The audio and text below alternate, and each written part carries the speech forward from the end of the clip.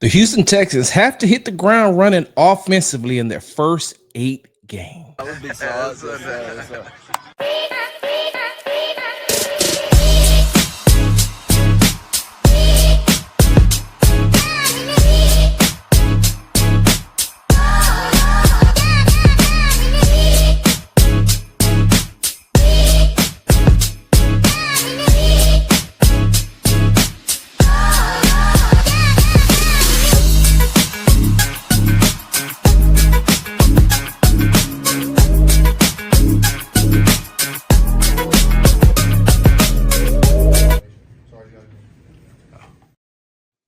Hey, what's going on, y'all?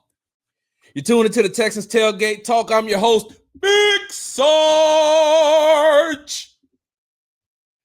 Make sure you follow me on the app formerly known as Twitter at Big Sarge Sports with a Z at the end. Follow me on the Tick and the Talk at Big Sarge Media. Make sure you subscribe to the Texans Tailgate Talk podcast, all one word, Texans Tailgate Talk podcast and YouTube channel. Hey, side note, thank you to everyone who has subscribed to the Texans Tailgate Talk YouTube channel. I really do appreciate that, man. That means a lot to me from the bottom of my heart.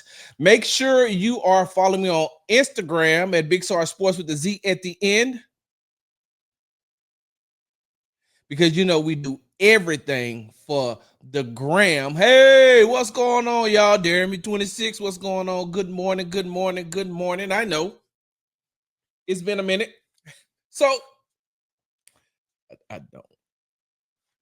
Once again, welcome to the Texans Tailgate Talk podcast. I'm your host, Big Sarge. All right. So you see the title of this podcast, right? Texans have to hit the ground running offensively. And so that's a play on words. Let me just say that's a play on words as far as the hitting the ground running offensively, because what I feel like has to happen once training camp starts on July 23rd, right? Once training camp starts on July 23rd, the Houston Texans offense is going to have a real good concept of what offensive coordinator Nick Caley is trying to do. You're going to have a real, like CJ and the rest of the offense is going to have a grasp of the concept, something that they've learned starting in voluntary OTAs, something that they picked up in Texans mandatory mini camp. Like they could see that leading into that, and so putting it out on the field, the basic concepts of what Nick Caley's offense is going to be, they put that basic concepts during OTAs. They install some of those things in OTAs and minicamp. And so what I feel like has to happen is they have to be ahead of the curve coming into training camp. They have to be ahead of the curve. CJ and the rest of the offense has to be ahead of the curve coming into training camp, because it's going to take a lot for them to pick up this system. It's going to take a lot for them to implement this system. And then in training camp, you only get to see what you can do in those practices against your own defense, which, by the way, is one heck of a defense. And then you get the joint practices and you get the preseason games before the regular season starts. And so once that regular season starts, right? Once that regular season starts, the Houston Texans offense only has a small window, I feel, in order to get it right within the first 3 weeks. I feel like they have to have that the concept of what Nick Caley wants to do. They have to implement it within the first 3 weeks, because coming out of that first 3 weeks, that's when things are going to get a little difficult. That's when things may, barring injuries to the teams that they're playing and barring injuries to their team, things are going to get a little interesting coming out of that, right? Because we know the first 8 games that the Houston Texans play against the Los Angeles Rams, the Tampa Bay Buccaneers, the Jacksonville Jaguars, the Tennessee Titans, the Baltimore Ravens, the Seattle Seahawks, the San Francisco 49ers, and the Denver Broncos in that order, right? In that order. They have to play the Rams, Bucks, Jags, Titans, Ravens, Seahawks, 49ers, and Broncos in that order within their first 8 games of the season, right? And so what I did was I went in and I did a little digging, right? I went in and I did a little digging, and I want to see how the defenses that they're going to play within the first 8 weeks, how they ended the 2024 regular season, where they ended up as far as the rankings are concerned. How good were they? How good were they last season in 2024? And so when I looked at the yards per game, right? And this is why I say they have to get it together.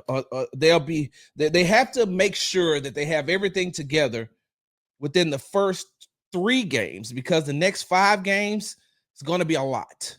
It's going to be a hell of a lot, right? And so their first game against the Los Angeles Rams, they were 26, and the first stats that I'm going to give you is the yards per game. They were 26 in yards per game last year, giving up 353.1 yards. The Tampa Bay Buccaneers, who's their next game, were 18th at 341.8. Then the Jacksonville Jaguars were 31st, 389.9. And so their first 3 games against the Rams, who was ranked 26 in yards per game given up last season, the Bucks, who were 18th at 341.8, the Jags, who were 31st at 389.9. And I'm sorry, the Los Angeles Rams once again gave up 353.1 yards per game as far as the offense is concerned. So that first 3 weeks is when the Houston Texans offense needs to make sure that they can tweak everything, right? That they can tweak everything. That they within that first 3 weeks, they can make sure that they know exactly what they want to do heading into the next 5 games. Because as time goes on and these defensive coordinators get an opportunity to see some of Nick Caley's concepts, some of what Nick Caley is going to do, then they're going to adjust. And so that's why I'm only talking about the first 8 games, the first half of the season, because the second half of the season, you're going to see defenses do different types of things, right? And so the Rams yards per game, the defensive yards per game, were 26th, 18th, and 31st. That next 5 games, when they played the Tennessee Titans, they were second in yards allowed on the defensive side of the ball last year with 311.2. The Ravens were 10th, 324.2. The Seahawks were 14th at 332.7. The 49ers were 8th at 317.4. And the Broncos were 7th at 317.1. So do you see what I mean now? Why the Houston Texans have to get it together within the first 3 weeks of the season? They have to get it together within the first 3 weeks of the season, because those next 5 games, they're going to be playing against some very, very good defenses. And if we know what CJ Stroud can do, we know what Joe Mixon can do. We know if they've added Nick Chubb. You have Nico Collins, of course, coming back. You have Christian Kirk. You have Jaden Higgins. And then you have, the tight ends and Dalton Schultz and Cade Stover and Brevin Jordan. So we know what they have as far as that offensive skill position is. So I think that it's going to take that first 3 weeks. They're going to have to get on the same page with, making sure that CJ is aligned with his receivers and his tight ends, and make sure that, that Joe Mixon has a good concept about what they want to do.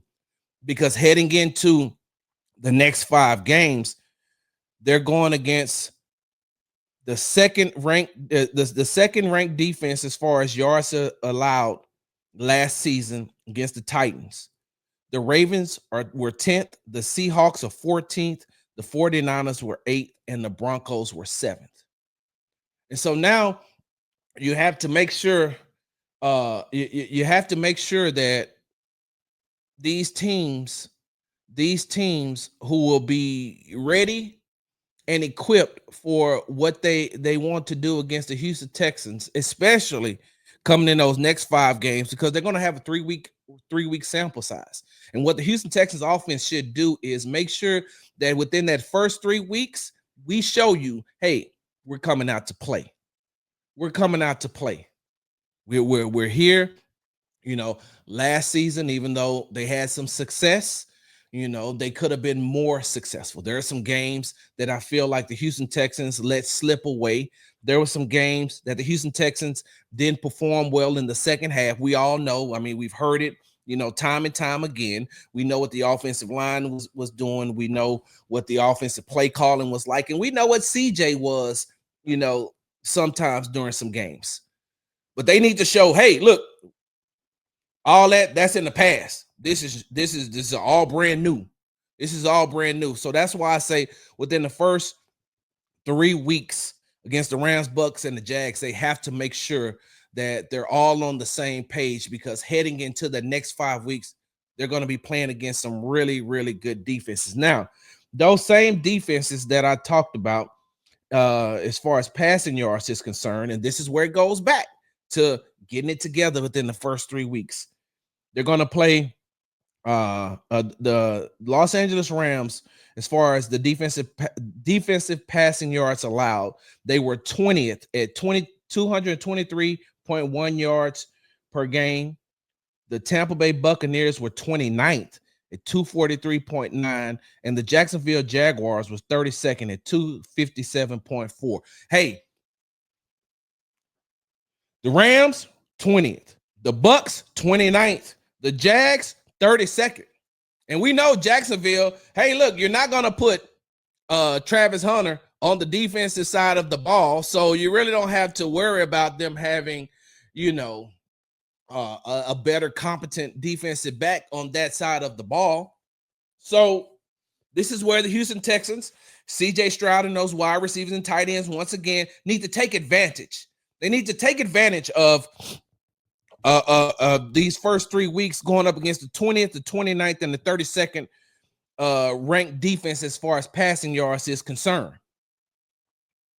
And I feel like that's where Nick Caley should also, not show his total package, not show the total package of the offense, but make sure that he's showing just enough to throw the defense in the next 5 weeks off a little bit, so you can still implement those type of plays. The one thing that an offensive coordinator will tell you is the element of surprise is the best as far as going up against defenses, because when the defenses see that you have a certain trend, that they know that you're going to do certain things a certain way, they adjust to that, and then it's a copycat league.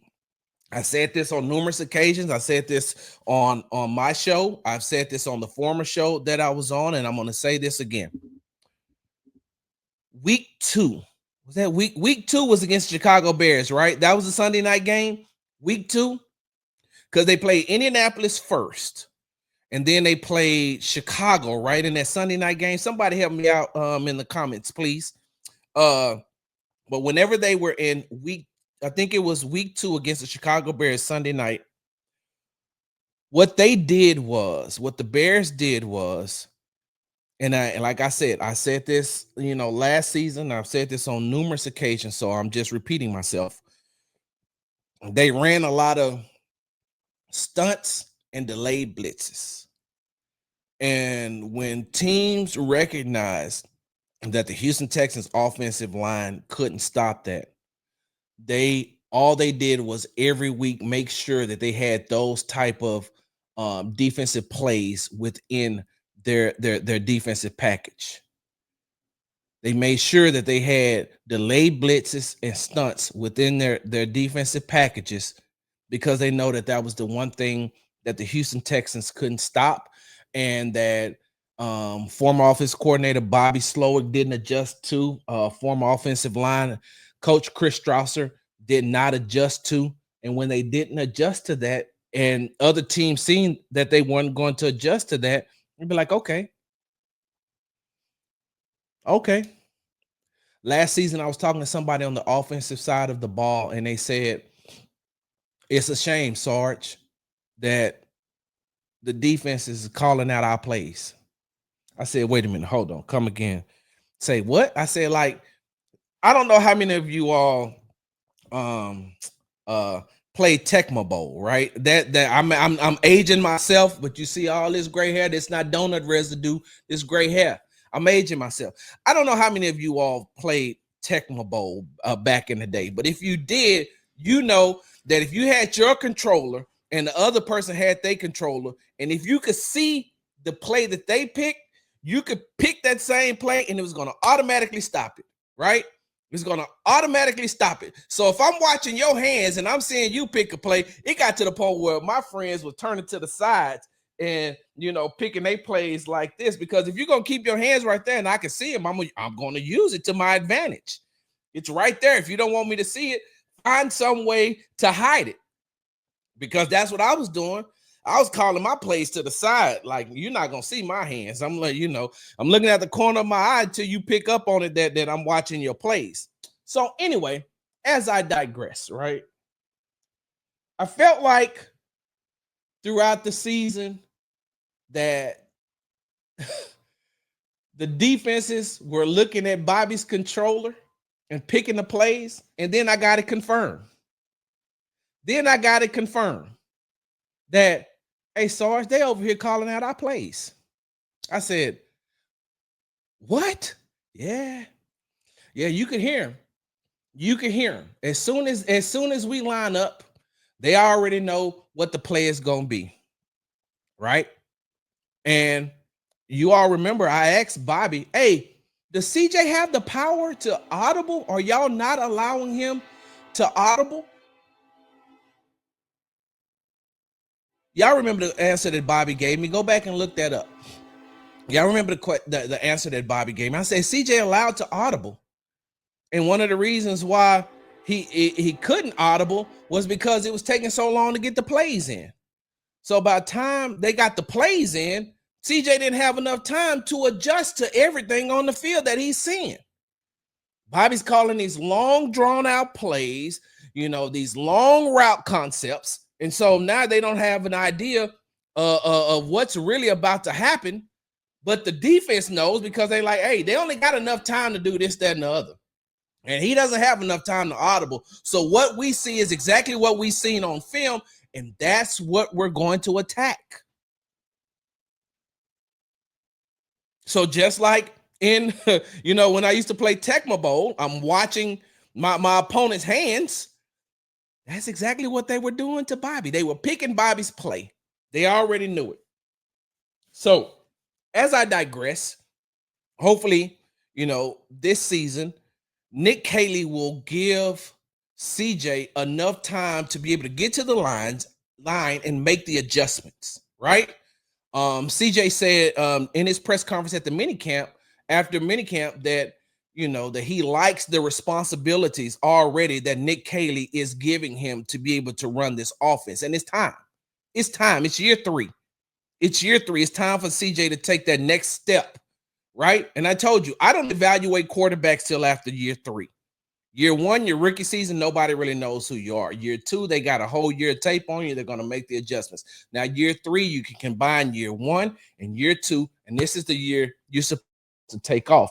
And so with this new offensive coordinator and going up against the 20th, 29th, and 32nd ranked defense within the first, as far as passing yards concerned, in the first 3 weeks, they should be able to get a lot accomplished, that I feel, because in the next 5 weeks, as far as defensive passing yards are allowed, they go up against the Titans, who were second at 177.3, the Ravens, who were 31st at 244.1, the Seahawks, who were 11th at 211.9, the 49ers, who were 5th at 192.8, and the Broncos, who were 19th at 220.7 yards allowed passing. And so they get the bottom of the bottom in the first 3 weeks, They get that bottom, that lower half of passing yards allowed as far as defense is concerned. And then it picks up with the second. The Ravens had a lot of injuries last year, and they just added Jair Alexander. So they shouldn't, I don't think they're going to look up and they're going to be ranked 31st again as far as passing yards is allowed. And by the time they get to the fifth game, they should already have a offensive identity. And it's time. Side note. Hey, look, it's time, man. It's time. Give me 1 second, y'all. Give me 1 second, cause it's time. What am I looking for? Give me 1 second. I just want to make sure. Yeah, here we go. All right. So I just want to make sure that I had that right. It's time. It's time for the Houston Texans to finally get over that hump of the Baltimore Ravens. This is a side note. It's time for the Houston Texans to get over the hump and beat the Baltimore Ravens, because the last 3 games we've seen them play, the Houston Texans were really only competitive in 1. And the other 2 that they played in, I guess you can give them a pass on 1 game. So they were competitive in 1. You can give them a pass on the other. And then that third game was just a blowout. That first game that they played to start CJ's rookie season, CJ was a rookie going up against one of the best teams in the National Football League, especially the AFC, because that year the Baltimore Ravens ended up as the number 1 team in the AFC. So they were going up against a top 5 NFL team to start the season. CJ's first game is against one of the best teams in the National Football League. So we'll give them a pass on that first one. And then they come back at the end of the season and have to play them in the divisional round. And no excuses. I'm not going to make any excuses that the Houston Texans didn't have their full core of players there. They didn't have, they only had, as far as wide receivers are concerned, they only had Nico Collins, but they were still tied 10-10 at the half. They were still tied 10-10 at the half in the divisional game. It's just the war of attrition was lost in the second half, and the Baltimore Ravens imposed their will upon a team who, by that time the Texans had overachieved anyway. Nobody expected the Houston Texans to be where they were in that divisional game. Nobody expected the Houston Texans to be in that divisional game. They didn't expect them to win the AFC South. They didn't expect them to win that first playoff game, and they didn't expect them to be in a divisional round against the best team in the AFC. So, with that being said, came back, they were competitive, and they lost. And this Beyonce Bowl game, nah, that was just terrible. You only scored 2 points on a safety. 2 points on a safety. You got to be 31-2, and Beyonce performed at halftime. I was happy. I'm going to see Beyonce in about a week and a half, and I can't wait. I digress. They're going to play, and this is passing yards allowed by the defense in starting week 4. They're going to play the Titans, who were ranked 2nd, the Ravens, who were 31st, the Seahawks, who were 11th, the 49ers, who were 5th, and the Broncos, who were 19th. And so that's still some, an avenue in a way that the Houston Texans can, within the first 8 games, get themselves going. If they take advantage of the defenses in the first 3 weeks and work out all the kinks, that they had coming in to the season. And what I mean by the kinks is, there's going to be some hiccups learning a new offensive system. These guys have to learn a whole new offensive system from the ground up. Now, are there going to be some concepts that are going to be familiar to that Texans offense? Are there going to be some concepts that's going to be in there that CJ is going to be familiar with, that Nico, that Joe is going to be familiar with? Of course, there will be. With that being said, You work all of the other stuff out within the first 3 weeks. That first 3 weeks, you're working out your offensive line rotation. You're working out, okay, this is who we started with. By week 3, you should still have your starters, barring injury. All right. Because if week 1, it works, and then in week 2, it doesn't. Week 3, you should have it together. You got that first 2 weeks to say, okay, all right, this is who's going to be our starters. You work that out. CJ working out, hey, route concepts. I already know what Nico's going to do. I already know what my tight end's going to do. Christian Kirk, we've been on the same page in training camp. We need to stay on the same page. Jaden Higgins, training camp, we got some extra work in. We need to stay on that same page, right? We need to stay on that same page. And so that first 3 weeks, as far as the passing game is concerned, that's when they should thrive, because they play some really good defenses in the next 5 weeks. Now, to me, this is where it gets interesting, because we know and we're a firm believer in what running back Joe Mixon can do. We know that. We know what Joe Mixon can do. We know what how Danny Barrett coaches him up, and that's the running backs coach and the assistant head coach, excuse me. We know that Danny Barrett and what he brings to that running back room. We know what Joe Mixon brings. Joe Mixon made the Pro Bowl last season, and he made a Pro Bowl behind an offensive line that was ranked dead last in the National Football League. And so this year he's coming in. There's going to be some new components, some new players, the new offensive system, but you still have Joe Mixon. You have Nick Chubb. If they decide to keep Nick Chubb, if he has a great training camp, and like I said before, if he can give you 85% of what he was in 2022, I told you when I was on the Texans Happy Hour with Brandon K. Scott that after listening to D'Amico, after seeing Nick Chubb, after listening to D'Amico, and after listening to Nick Chubb, I'm more, instead of 50-50, I'm 70-30 now on Nick Chubb. I'm 70-30 on Nick Chubb.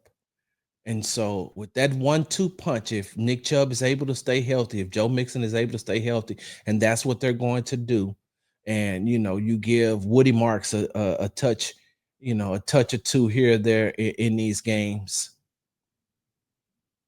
you get that offensive line getting downhill, getting to that second level, being able to block. The Houston Texans should be able to take advantage of their opponents within the first 8 weeks as far as the running game is concerned. That's why the title of this podcast is Texans Have to Hit the Ground Running Offensively.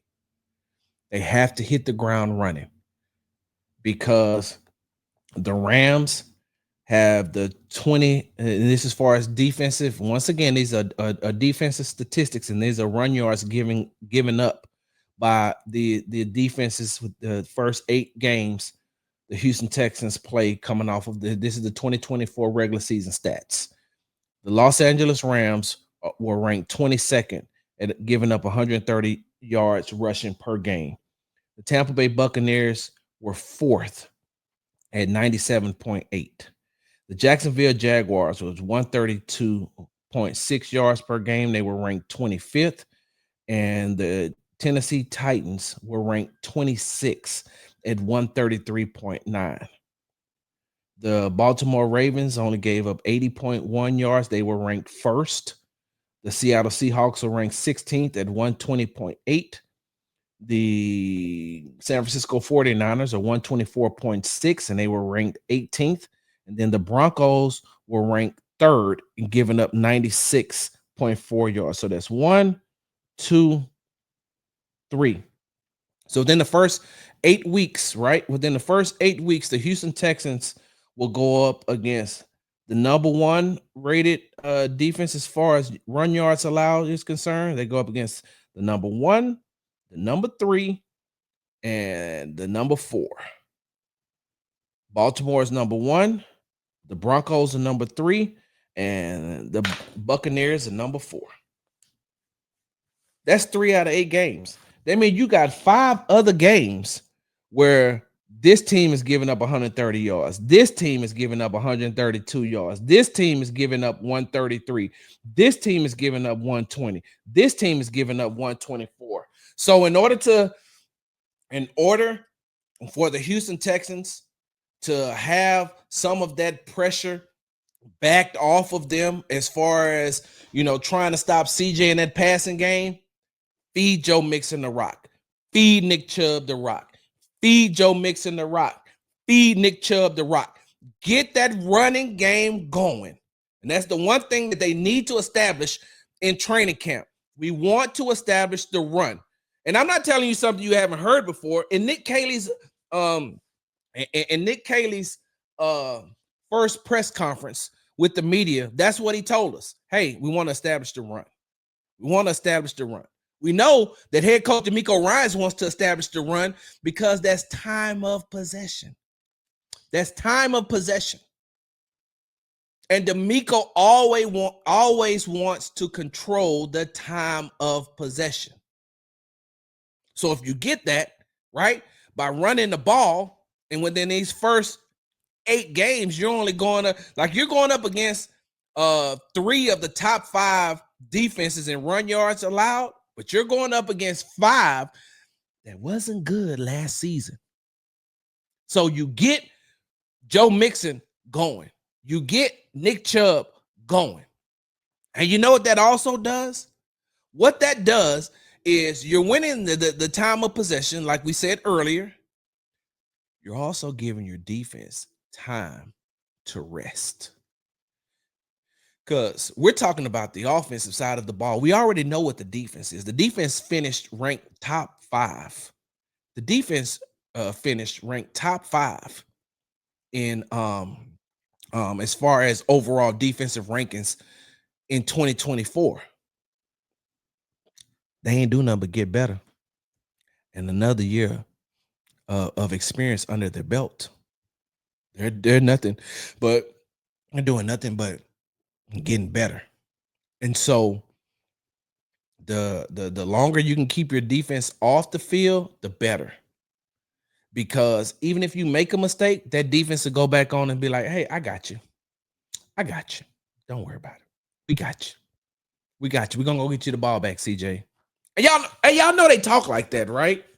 Y'all know that they talk to each other like that, right? Oh, don't worry about it. We're going to go get you the ball back.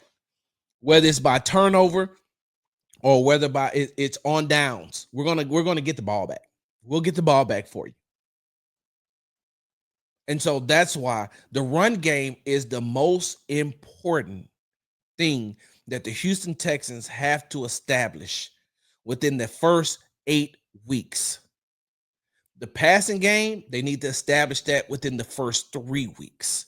Because if you establish that in the first 3 weeks, that next 5 weeks, all you're doing is building on that. What they say stacking days, you're just stacking days, right? Because the Rams, the Bucks, and the Jags, as far as their yards per game given up last year, they were, some of the worst. They were some of the worst. And so that's why I say Texans have to hit the ground running early on, right? Early on. Woo. This has been great. I missed y'all. Okay. I got something else that I want to say. I got something else that I want to say. But I'm going to hold it for just 1 second. For those of you all who are on this audio adventure with me, I am doing this podcast live, meaning that the supporters of the Texans Tailgate Talk are in the comments right now, and I haven't really gotten a chance to address them. So you all know how I do this when I go live and the comments are there. I like to interact, and so I'm going to go back. I'm going to end this podcast and I'm going to go back so I can interact with the supporters of the Texans Tailgate Talk. So, supporters, y'all hold on for just 1 second. And for those of y'all who are on this audio adventure with me, why you ain't subscribed to the Texans Tailgate Talk YouTube page? Because I go live on there. Why you ain't subscribed so you can hop into these comments as well? I'm just saying. I'm just saying. I'm just asking a question. That's all. Ain't nothing wrong with asking questions, is it? All right. So y'all hold on for 1 second because we got something that we need to talk about. And this is going to be a bonus, right? This is a bonus for all the people that are tuning in live right now, because there's a certain someone, and I'm not going to call his name, but I'm pretty sure that once I start talking about the situation, he's going to know exactly who he is. And I put up a post on my Twitter page the other day. They said that the Texans fans don't play about CJ Stroud. They don't. And so for those of you all who are watching this live, y'all hold on for a second because we're about to talk about that. And if you're listening to the podcast, then guess what? Make sure you're subscribed to the Texans Tailgate Talk podcast. All one word and available where you get your podcast from. Make sure you subscribe to the YouTube channel at Texans Tailgate Talk. All one word. Make sure you follow me on the app formerly known as Twitter at Big Sarge Sports with a Z at the end. Follow me on the Tick and the Talk at Big Sarge Media. Make sure you follow me on Instagram at Big Sarge Sports with a Z at the end, because you know we do everything for the gram. Happy Juneteenth. I will see you all Thursday evening for the Texas Happy Hour, which is sponsored by Hall Family Estates. They say you can't buy happiness, but you can buy wine, and that's pretty close to the same thing. Make sure you go to www.hallfamilyestates.com. Big Sarge, I'm out. Big Sarge.